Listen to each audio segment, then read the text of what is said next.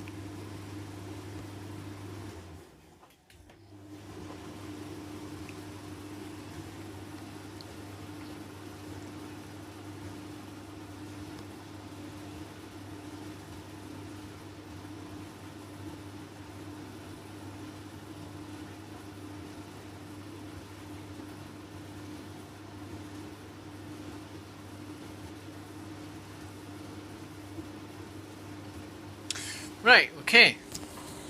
So there's a Hoover Logic computer logic sensor dryer, and you've got program 1, program 2 and program 3. So this is the airing cycle, electric iron dry, steam iron dry and wardrobe dry. In program 2 you've actually got electric iron dry, you've got steam iron dry and wardrobe dry. Program 3 for heavy items and denims, and you've also got airing cycle, electric iron dry, steam iron dry and wardrobe dry. Plus you can also have an audible beep here, heating up, a lot of moisture, semi-moisture, low moisture, forget what that is, cool down, and that is for door open. And here